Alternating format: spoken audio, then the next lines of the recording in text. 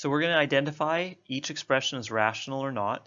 And in order to do that, we have to basically figure out if in each expression we have a fraction with a polynomial in the numerator and a polynomial in the denominator. If that's true, it's a rational expression. So in example A, up top we have x squared plus 2x minus 3. That's a classic trinomial. So yeah, that's a polynomial, no problem. But how about on the bottom? I'm going to rewrite it here just to make sure we're clear about what's written. We have 1 plus x to the power of a half minus 3x squared.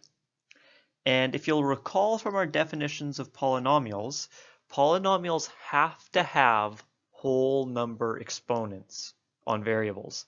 So x to the power of a half is not okay in a polynomial because 1/2 is not a whole number.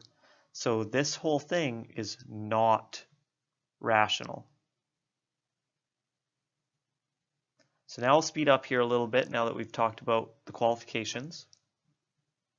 So in B, on the top, we definitely have a polynomial because we just have, numbers and variables with whole number coefficients, and the same is true on the bottom. So this one is rational.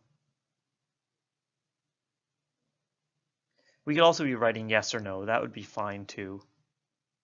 Next example, definitely rational on top, definitely rational on bottom. Or sorry, I should say definitely a polynomial on top and definitely a polynomial on the bottom.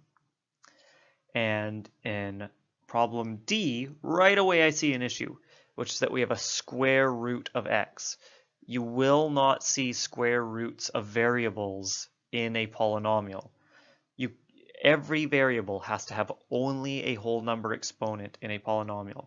So this is no good, which means that this is not rational. And the last example, we look at it and we go, oh, we don't have a fraction, right? And if we don't have a fraction, it probably isn't a rational expression.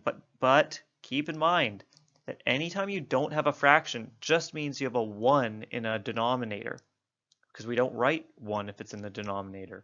So this example of just a plain old-fashioned polynomial, yes, it is rational.